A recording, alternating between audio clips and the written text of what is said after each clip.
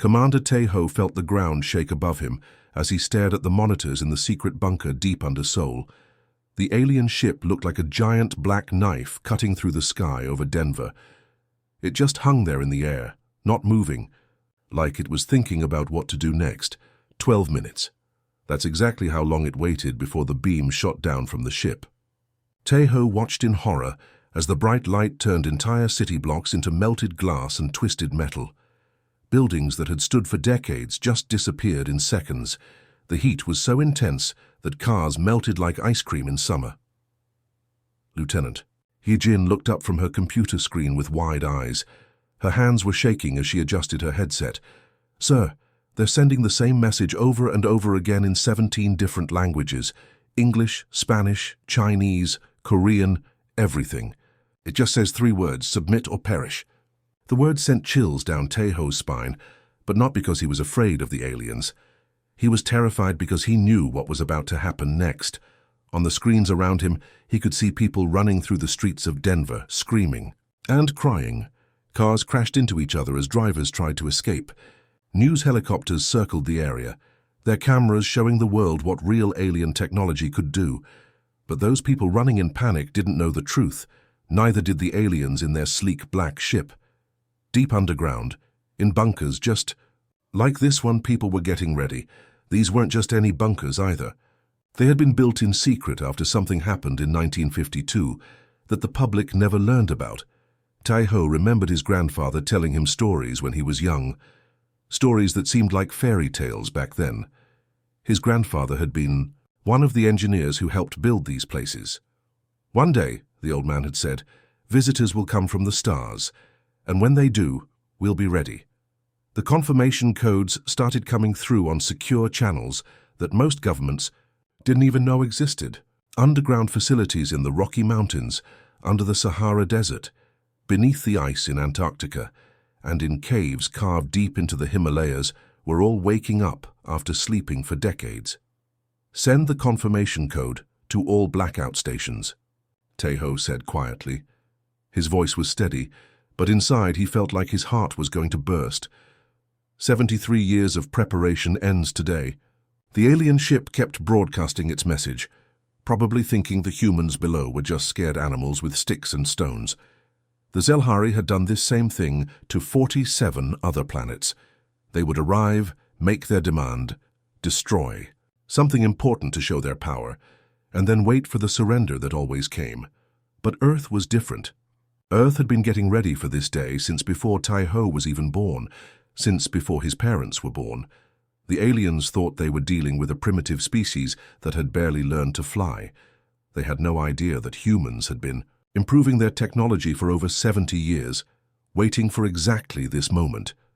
Major Sung-min pressed himself flat against the broken concrete, trying not to breathe too loudly, as the massive alien ships floated over Tokyo like giant metal sharks. The city he had known his whole life was barely recognizable now. Where busy streets used to be filled with people rushing to work, there was only rubble and the eerie blue glow of alien technology. The harvester ships were enormous, each one the size of a football stadium. They moved slowly through the air, their undersides glowing with a strange light that made Sung-min's skin crawl. Wherever that light touched, people just disappeared, not killed, but sucked up into the ships like dust in a vacuum cleaner. He could hear them screaming as they were pulled up into those metal bellies. Corporal Yuna was hidden behind a collapsed wall about 50 meters away. Her voice came through his earpiece so quietly he had to strain to hear it. Sir, I've been watching their pattern for the last hour. They're being careful not to damage the buildings too much. They're not hitting power plants or water treatment facilities either. They want to keep this place running. Sung-min nodded grimly. That made sense. The aliens weren't here to destroy Earth. They were here to take it over and use it. The people were just free labor to them, and the planet was a new factory for their empire. He watched as another group of civilians was pulled up into one of the ships, families torn apart, children crying for their parents who were already gone. Down on I, the street-level 3 alien soldiers moved through the debris with casual confidence. They were tall and thin, wearing armor that seemed to shimmer like oil on water. Their weapons looked like metal sticks, but Sung Min had seen what those sticks could do. They cut through tank armor like it was paper. They had walked right through the Japanese military's best defenses without even slowing down. Regular human weapons were useless against them.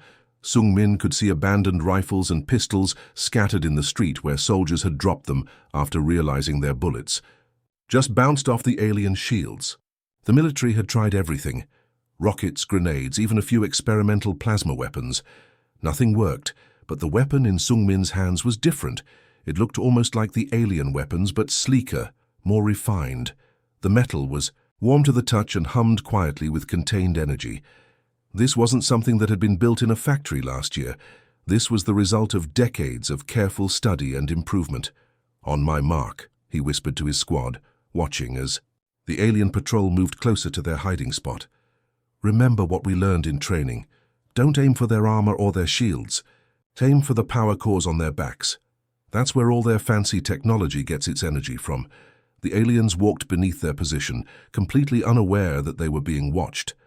They had conquered over 100 different worlds and never met serious resistance.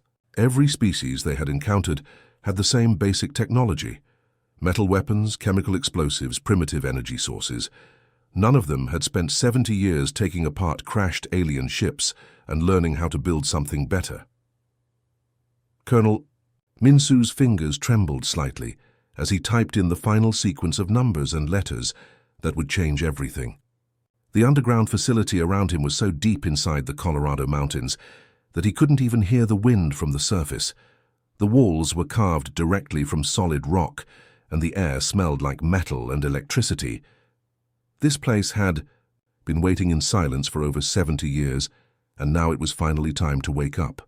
The massive computer servers that lined the walls started humming louder and louder as power flowed through systems that had been dormant for decades. These weren't ordinary computers either. They were built with technology that most people on Earth didn't even know existed. Green lights began blinking in patterns across hundreds of machines, each one connecting to secret installations around the world. Dr. So Young looked up from her control station with excitement in her eyes. She had spent her entire career preparing for this moment, just like her father and grandfather before her. "Colonel, the blackout network is fully operational. Every single installation is responding to our signals. We have complete communication with all our hidden bases." Minsu felt a chill run down his spine as he realized what this meant. For the first time since they were built, all of humanity's secret weapons were coming online at once. These weren't just bunkers or storage facilities. These were entire underground cities, filled with technology that would make the aliens think twice about their invasion. Reports started flooding in from around the planet. In the middle of the Australian desert, where tourists thought there was nothing but sand and rocks, massive doors were opening in the ground. Beneath the Sahara, where the heat was so intense that nothing should survive, cooling systems were activating weapon platforms that had been hidden under the sand dunes. High up in the Himalayas, where the air was too thin for most people to breathe, carved installations were powering up defensive systems that had been disguised as natural rock formations. Captain Jamin couldn't hide his amazement as confirmation signals kept coming through his headset. "Sir, we're getting green lights from Stations Alpha all the way through Zulu. That's 26 major installations responding. But that's not even the best part." He paused and looked at Minsu with wide eyes. "Our lunar installations are online too. The bases we built on the moon are ready for action." Minsu's jaw dropped. Even he hadn't been sure if the moon bases would still be functional after all these years. They had been built in secret during what the public thought were just scientific missions. While astronauts were planting flags and collecting rocks for the cameras, engineers were also building hidden weapons platforms on the far side of the moon, where Earth telescopes couldn't see them. But the biggest surprise came next. "Colonel," Jamin said, his voice shaking with excitement, "Mars base is requesting permission to engage. They're asking if they should join the fight." Minsu stared at the holographic display floating in front of him. It showed a three-dimensional map of Earth, with red dots marking every place the aliens had landed. They had positioned themselves perfectly, surrounding major cities and controlling all the important transportation routes. It was exactly what any military commander would do when taking over a new territory. But the aliens had made one critical mistake. They assumed they were dealing with a primitive species that had barely learned to travel between planets. They had no idea that humans had been living and working in space for decades, building weapons and defensive systems that were hidden from everyone except a few dozen people in the entire world. "Grant permission," Minsu said quietly, his voice steady despite the enormity of what he was authorizing. "It's time they learned what humans do to uninvited guests."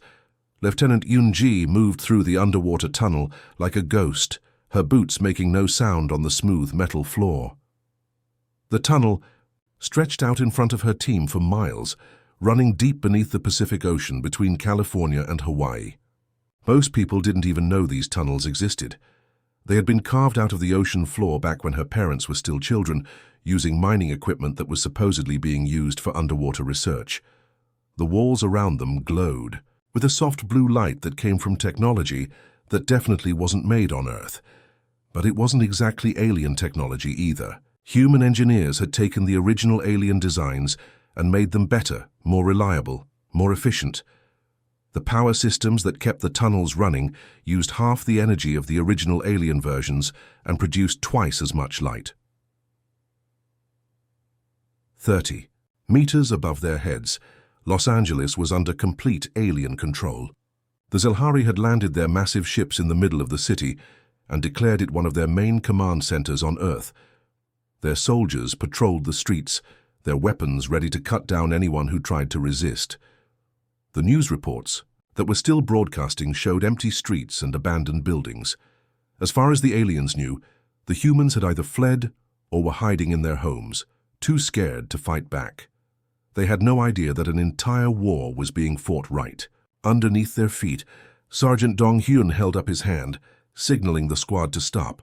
He was holding a device that looked like a small tablet, but the screen showed things that no normal tablet could detect. It was reading energy signatures, movement patterns, and communication signals from the aliens moving around above them. "Movement ahead," he whispered, barely loud enough for the team to hear. 3 Zelhari units are moving into the old subway tunnels.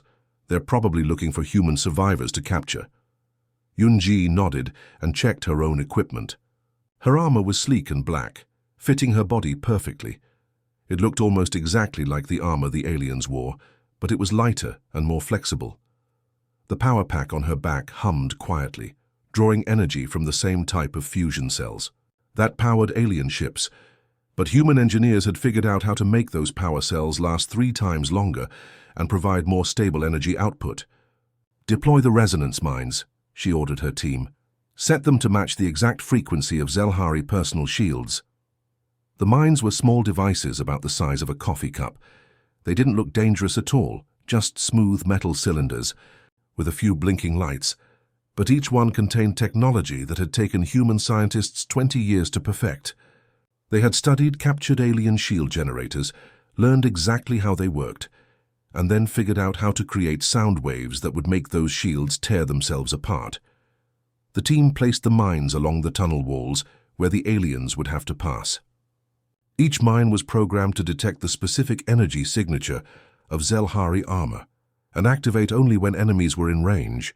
They wouldn't hurt humans because human technology used slightly different frequencies. When the alien patrol finally came down into the tunnels, they expected to find scared humans hiding in the dark with guns and knives. Instead, they found empty corridors that seemed perfectly normal. The aliens moved forward confidently, their shields glowing around them like protective bubbles. Then the mines activated with a sound like breaking glass. The alien shields flickered, sparked, and then collapsed completely. For the first time since the invasion began, Zelhari soldiers found themselves completely defenseless underground, facing an enemy they couldn't see and couldn't understand. Captain Hyun-woo floated in zero gravity aboard his command ship, staring through the massive viewing window at the Earth below. What he saw made his heart race with excitement and pride. Across every continent, bright flashes of light were erupting like fireworks as human forces launched their coordinated attack. But these weren't ordinary explosions. They were energy weapons firing in perfect synchronization, hitting every major alien installation at exactly the same moment. From his position high above the planet, Earth looked like it was covered in stars. Each flash of light represented years of planning and preparation, finally paying off. The aliens had spread their forces across the globe, thinking they had humanity cornered and defeated. They had no idea that humans had been watching their every move, studying their tactics, and preparing the perfect counterattack. Lieutenant Mi-young looked up from her communication station with surprise written all over her face. Her headset was buzzing with incoming messages from alien ships all over the solar system. "Captain, you're not going to believe this. We're getting surrender requests from 7 different harvester ships. Their commanders are actually asking, guess what terms we want for ending the fighting." Yunwoo felt a cold smile spread across his face. After everything the aliens had done to his planet, after all the people they had killed and captured, they thought they could just ask for mercy. When things started going badly for them, "No terms," he said firmly, his voice carrying to every member of his crew. "We gave them their warning when they first arrived. They chose to ignore it." Down on Earth's surface, something incredible was happening. In cities that had been under alien control just hours before, human soldiers were emerging from underground hideouts. But these weren't desperate survivors with makeshift weapons. These were well-trained fighters wearing advanced armor and carrying technology that made the alien equipment look like ancient relics. Anti-gravity fighters that had been hidden in underground hangars were rising into the sky like metallic birds. Their sleek designs were clearly based on alien technology, but human engineers had made them faster, more maneuverable, and much deadlier. Energy weapons that glowed with the same blue light as alien guns were being fired by human hands, but these weapons hit harder and recharged faster than anything the invaders had brought with them. The aliens had spent hundreds of years conquering other worlds, perfecting their weapons and tactics through centuries of warfare. But they had always been fighting against species that were trying to catch up to their technology. Humans were different. Humans had taken their technology and made it better. Communications Officer Kyung-ho interrupted his thoughts with another update. "Sir, now Zelhari Command is requesting direct communication with Earth's leadership. They want to negotiate." Hyunwoo looked at the tactical display showing alien ships fleeing from Earth's defensive perimeter. Red dots that had represented enemy positions were disappearing one by one as human forces overwhelmed them.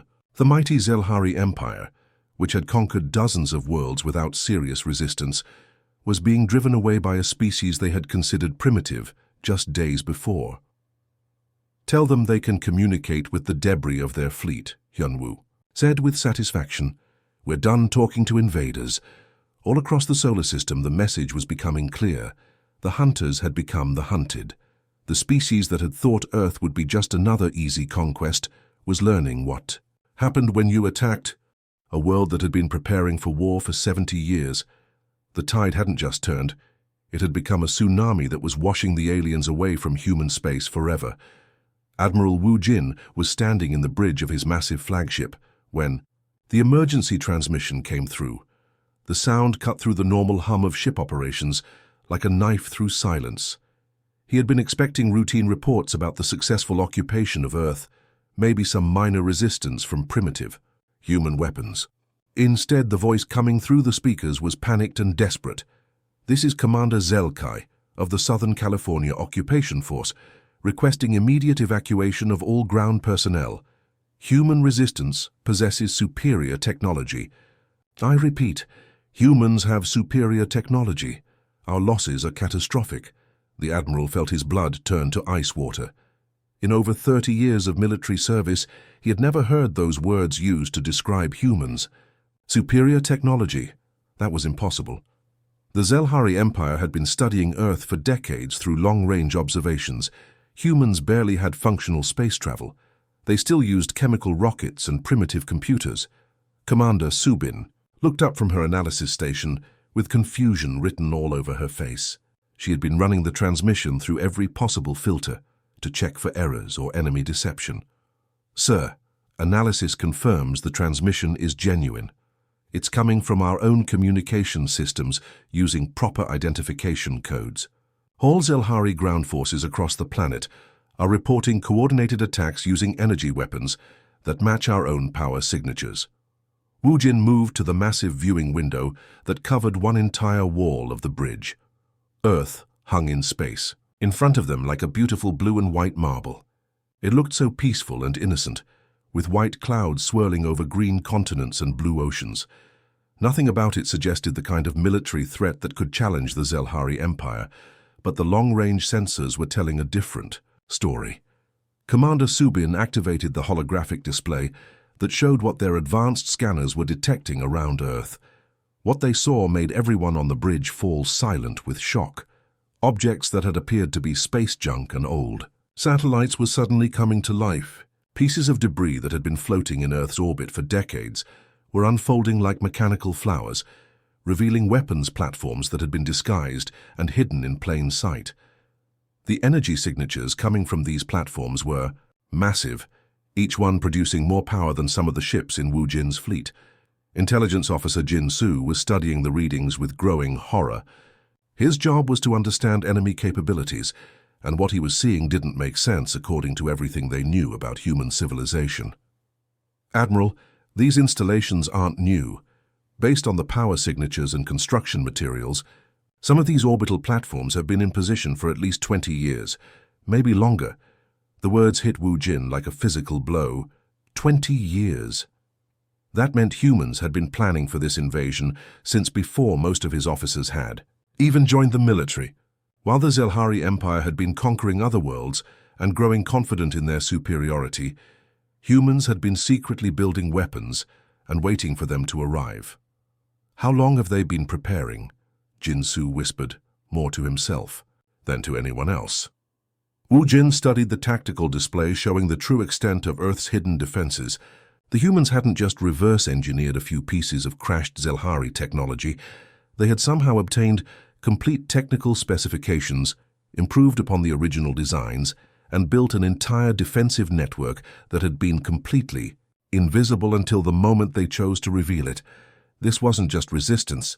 This was a trap that had been set decades in advance, and the Zelhari Empire had walked right into it. "Send word to the homeworld immediately," he ordered, his voice grim.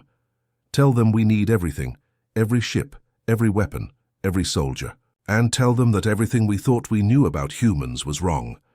Colonel Yejin felt the familiar vibration of her ship's engines as she launched from the hidden base inside the moon's crater. The launch bay doors closed silently behind her, sealing away the secret facility that had been her home for the past 3 years. From the outside, this part of the moon looked like every other crater-covered wasteland. But beneath the surface, human engineers had been building something that would shock the galaxy. Her ship didn't look like anything the aliens had in their databases. Where Zelhari vessels were all smooth curves and flowing lines, her fighter was angular and aggressive, like a metal shark built for hunting. Human engineers had taken the basic alien propulsion technology and completely redesigned it.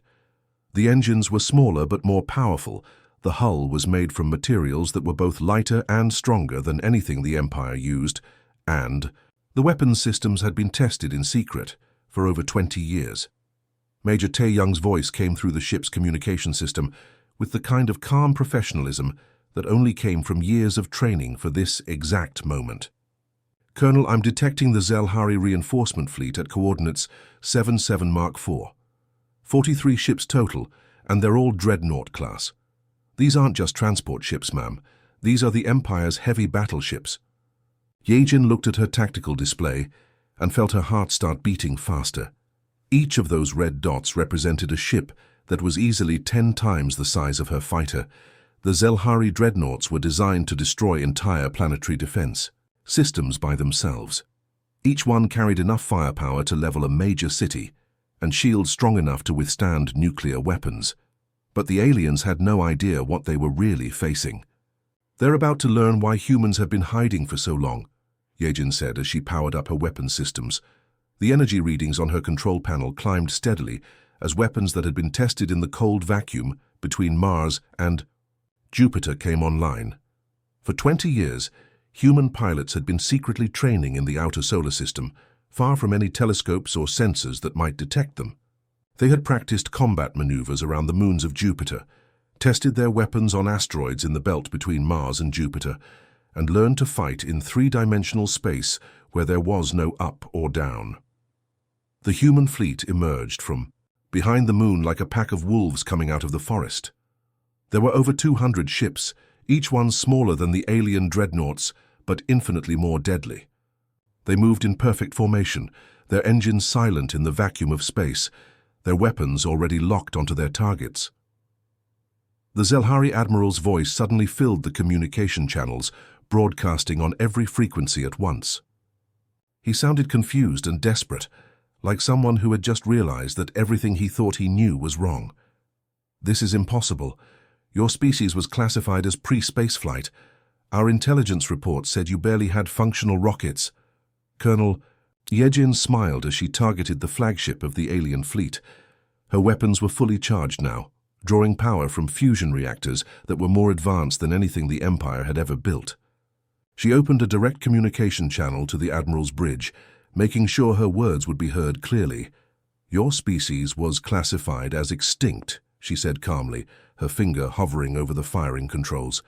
"We're updating that classification now." The battle that followed would be remembered as the moment when humanity announced to the galaxy that Earth was no longer a target. It was a threat. Fleet Admiral Seung Ho stood at the center of his command bridge, watching through the massive viewing screens as the last alien ships crawled away from Earth like wounded animals. The once mighty Zelhari fleet that had arrived with such confidence was now a scattered collection of damaged vessels, their hulls scarred and their weapons systems offline. Many of the ships were barely holding together, trailing debris and atmosphere as they limped toward the edge of the solar system. The flagship around him buzzed with activity as hundreds of officers monitored communications from every corner of the galaxy. This wasn't just any ordinary ship. This was humanity's most advanced vessel, built in secret over the past 15 years, using technology that combined the best of human engineering with improvements on alien designs. The bridge alone was the size of a football field, filled with holographic displays and communication systems that could reach across thousands of light years in real time. Commander Bo Young looked up from her station with an expression of amazement mixed with concern. She had been monitoring alien communications for the past 6 hours, listening as news of Earth's victory spread through the galaxy like wildfire. "Admiral, we're picking up Zelhari transmissions on 17 different frequencies. They're sending emergency messages to every species they've ever had contact with. They're warning everyone in the galaxy about us." Seung Ho nodded slowly. This was exactly what he had expected to happen. The Zelhari Empire had built their reputation on being unbeatable conquerors. For them to admit defeat to a species they had considered primitive was like admitting their entire way of life was a lie. But now they were doing exactly that, broadcasting their humiliation across the stars because they were terrified of what might happen if other species weren't warned. "Good," Seung Ho said calmly. "That saves us the trouble of having to contact everyone individually. Prepare the galaxy-wide broadcast. It's time we introduced ourselves properly to the neighborhood." The communication officers began working at their stations, adjusting massive transmitters that had been hidden throughout the solar system for decades. These weren't ordinary radio transmissions that would take years to reach distant stars. This was technology that allowed instantaneous communication across impossible distances, using principles that human scientists had learned from studying alien wreckage and then improved beyond anything the original builders had imagined. What happened next would be talked about in every corner of the galaxy for generations to come. The message went out simultaneously to every inhabited star system, reaching species that had never heard of Earth and civilizations that were thousands of years older than humanity. It was transmitted on frequencies that should have been impossible for a species that most aliens thought had barely learned to build rockets. The message itself was simple, but the implications were terrifying for anyone who understood what it really meant. "This is humanity speaking to all intelligent species in the galaxy. Earth is under our protection, and any species that threatens our world will discover what happens when predators become prey." The Zelhari Empire learned this lesson today. We gave them one warning when they first arrived. There will not be another warning for anyone else. But the message didn't end there. Instead of signing off with Earth's coordinates like most species would do, the broadcast continued with something that made alien leaders across the galaxy check their security systems and wonder how much humanity really knew about their civilizations. The transmission included precise coordinates, but not for Earth. Instead, it listed the locations of 47 different worlds where the Zelhari had established colonies and military bases, worlds that were supposed to be secret, worlds that no outside species should have known about.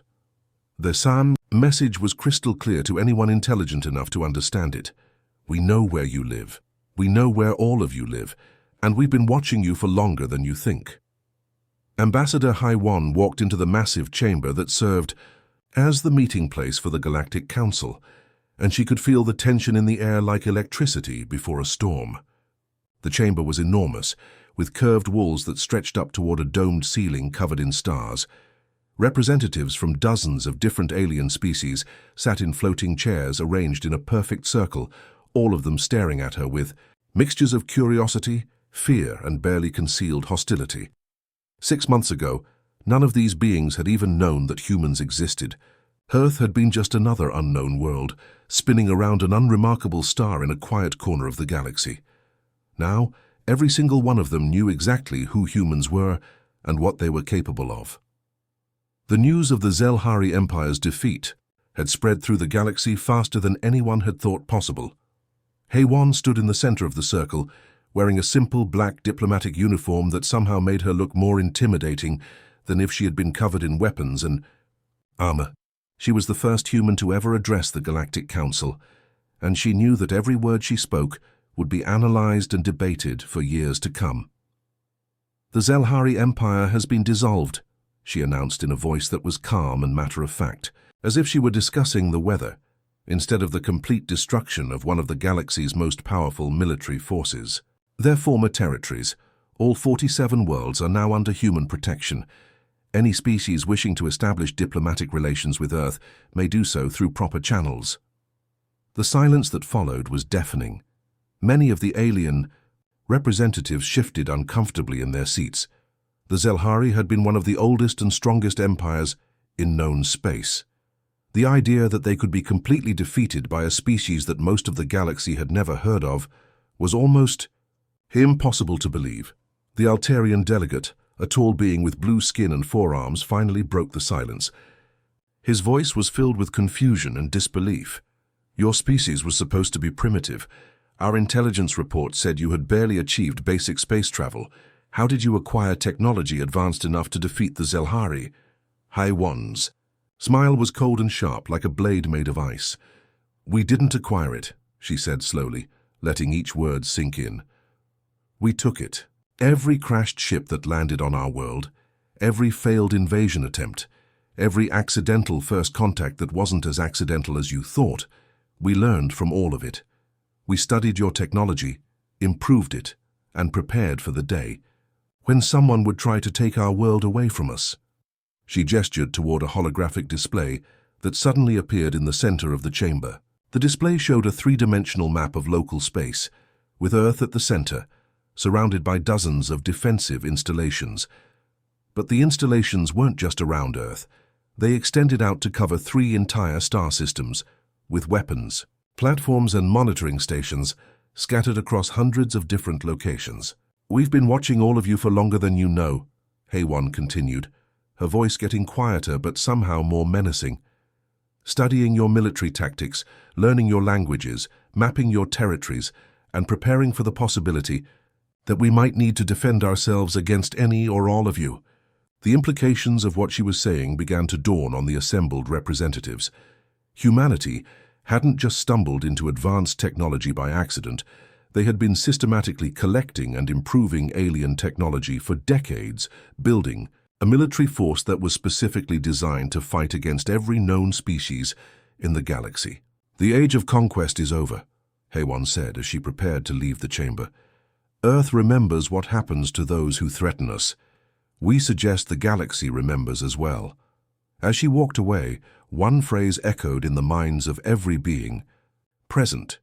Never again would the hunters become the hunted. The humans had made absolutely certain of that,